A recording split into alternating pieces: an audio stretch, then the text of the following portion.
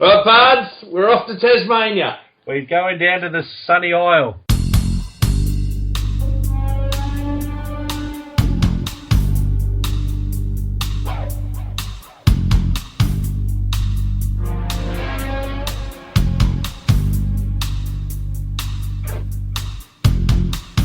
Well, are we? Well, no, I'm not. How about you? I'm not. Adam, you're back. Are you going? I wouldn't go to Tassie if you paid me. Good on you, mate. You'd have to pay me. I've got no job. Is anyone going to Tassie this weekend, Grant? Well, I see there is a plea from the president of the Tasmanian supporters group to get on up from Hobart, join them at Campbelltown's Banjos, and head up in brown and gold and get to Aurora Stadium. So hopefully there'll be some locals going this time. Yeah, it'd be good to see them get behind us. We're getting behind them by giving them some games. They need to go and watch some. Yep, they certainly do. And I'll tell you what, one thing we didn't need from Tasmania was the Red Queen, did we? What the hell was that all about? Adam? Yes, very interesting. I still really don't get it, but I tend to agree. We've got to get behind these games in Tassie. My sense is that it might be flogging a dead horse, though. You know, if you can't go out and see the likes of Franklin and Roughhead and Hodge and Burgoyne, then you're pretty hard to please. All right, well, we'll come back to this week's game. We better start with last week's game. So it's time for Match Review.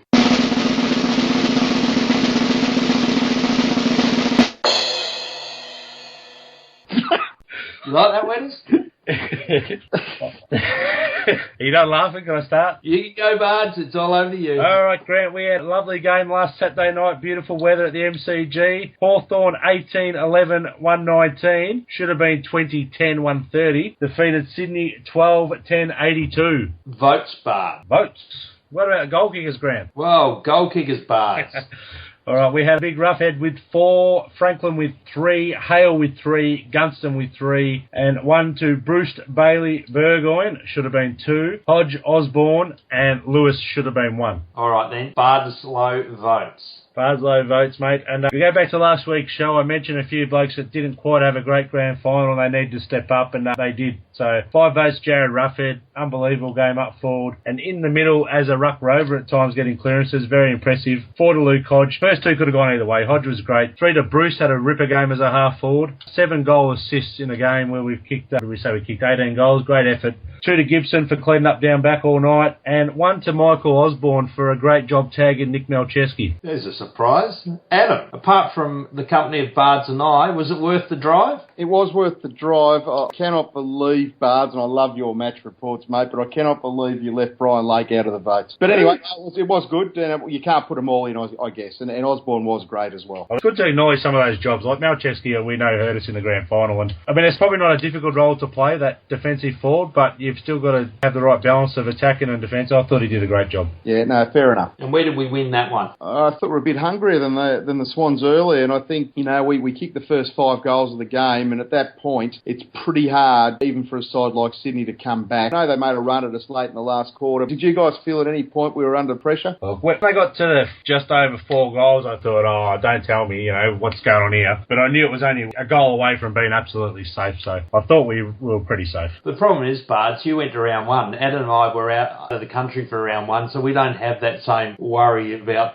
another team coming back on us. Yeah, 5 goals up in round 1 wasn't very good. Yeah, I think you've got to draw a line through whatever we do against the Cats, though. For some reason, we wait till grand final days to beat them these days. Yeah. And I've got an interesting stat here for where we won this game. We look at our big 4 forwards, Roughhead, Franklin, Hale and Gunston. There's our 4 tall forwards. In the grand final last year, between them they had 17 shots at goal for 7 goals 10. Saturday night, 17 shots, 13 goals 4. Yeah. There's the difference. Yeah, makes all the difference in the world. Yeah, Ruffy, I think, was just 3 behinds in the grand final, so his turnaround was amazing. So talking of Ruffy, he resigned this week. No, put that little apostrophe in there, mate, or whatever it is. Re-signed. He re-signed till 2016. Yeah, the end of 2016, which is good stuff. And that's the 8th player to re-sign. So money's going to run out for someone else? Maybe they're just signalling their intent and suggesting the same intent. Did you feel that he was convincing when it came to the Always Hawthorn commercial that was aired on the Hawks site? Yeah, I'd seen that. It was aired on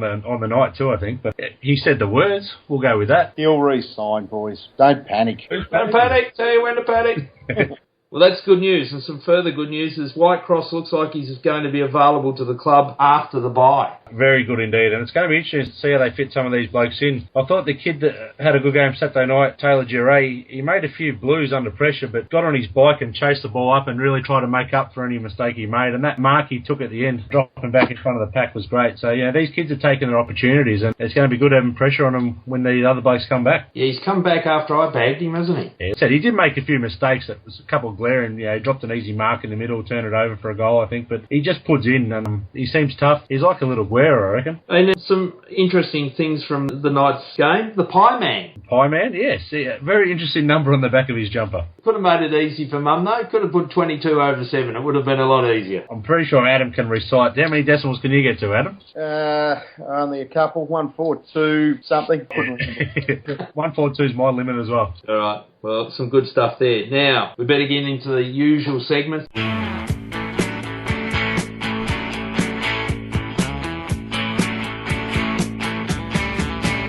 And we've got a blast, Bards. Mate, you know what? We've just been the premiers by 6 goals and we're 6-1 after a toughest start ever handed out. I've got nothing to blast. I'm too happy.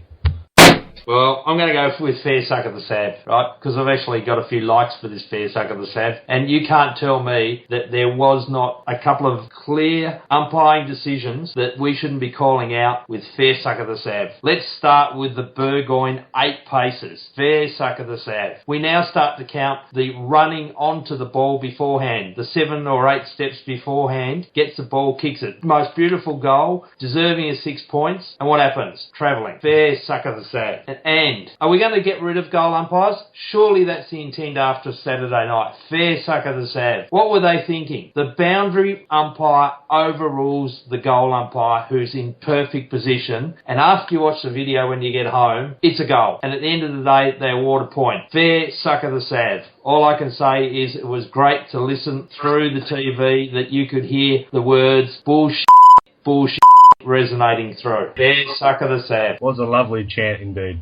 Wedders, what about a whinge? We got one of those? We have, and for you guys that haven't seen Open Mic this week, Gary Ablett Jr. is on there, and I really like Gary Ablett Jr., and he's obviously a great player and an articulate fellow and quite likeable, but I think it's time he got over 2008. The question was raised by Mike Sheehan about their grand final loss in 2008, and Ablett Jr. more or less insinuated it was a fluke, and that at any other time Geelong played Hawthorn, they'd have beaten them comfortably. Gary, you got to get over it, mate. 2008 is gone. You didn't win the flag. Live with it. Fair enough too.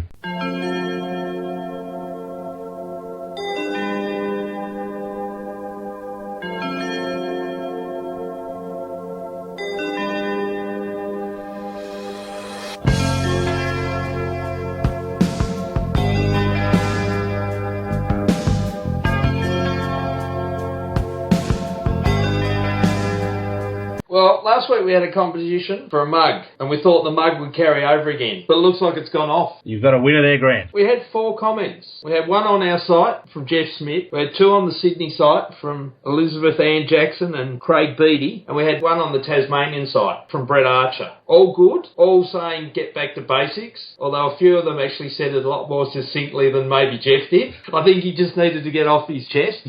And for that particular rant, because we haven't had a rant for a while, so Jeff's looks like it was the one. And for the non-members who are listening, which is great, come and join the site and have a look at what Jeff said. We'll give Jeff the mug. I'll personally deliver it to him. Excellent. After I get it off you. Logistics, it'll be magnificent. When's the next home game? Next week. Perfect. Jeff, you'll see the mug in a week or so's time. So that means that people are listening and they're actually prepared to add some comments. So I'm going to go with a Tasmanian-based question this week, see what we think. Want your views, Bards and Wedders. But let's go with the obvious question. We're in Tasmania and they've recently come up with the greatest Tasmanian team of all times. And at full forward is none other than Peter Hudson. I'd be interested in people's views whether they believe that Peter Hudson was the greatest ever Tasmanian player who played for Hawthorn. I mean, Grant Birchall could be the current one, lining himself up to be the greatest ever player. Could be Rodney Eade. What do you think, Wedders? Can you name another one? Well, the obvious one is Paul Hudson. How about the little bloke,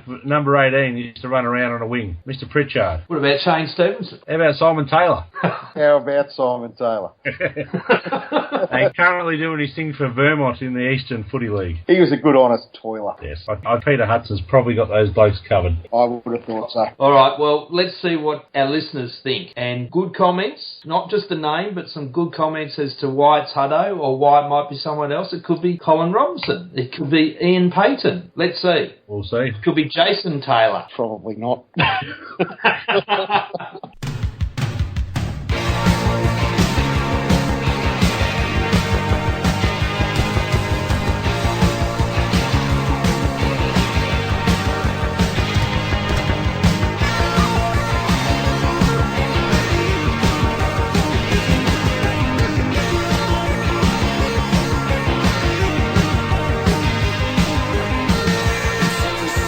Well, it's now time, Bard, for that segment that we've all been waiting for. The one that we've snuggled up under the blanket, turned on the radio for. The one from the 70s, the 80s. On the back line!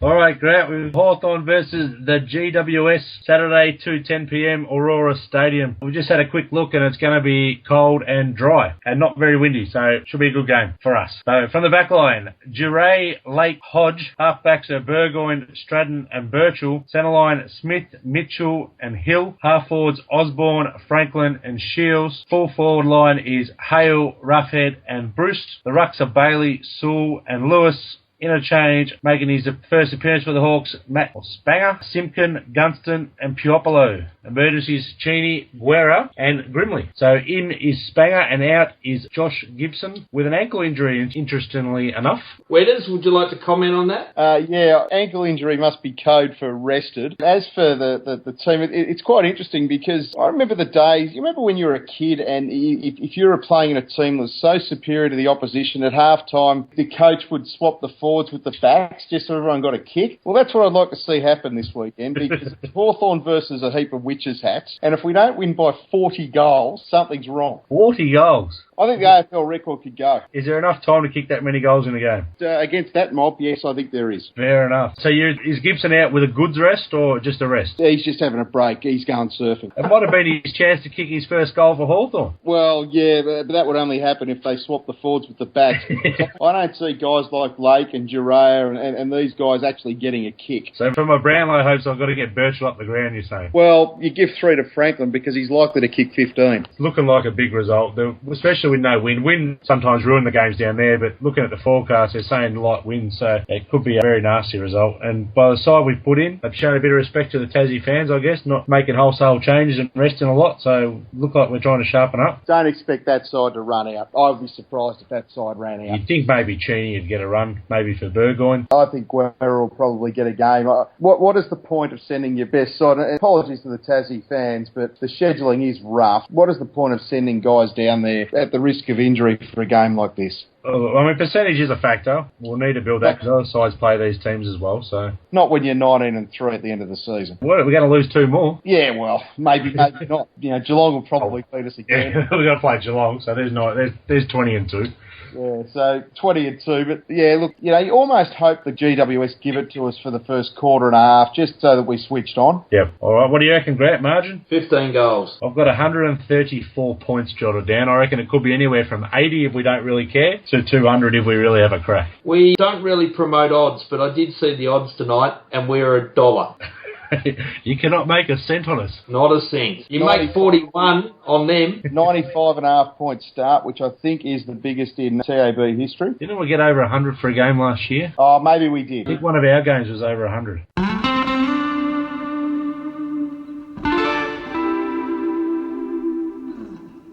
Well, that's the margin, that's the weather, that's where we're playing. It's a great state. They've supported us lots. We hope they turn up, and we hope for a big win and a big percentage and to come away fit and healthy for the next big challenge, the Gold Coast Suns. So on that note, go Hawks. Go Hawks. You wouldn't like to add anything, Adam? I said go Hawks. We never heard it. You, I heard it. You go back and play your little your thing and do your editing, and you'll be right. You'll hear it. You've given me nothing tonight. Oh, he said go Hawks a couple of weeks ago. Just edit that in.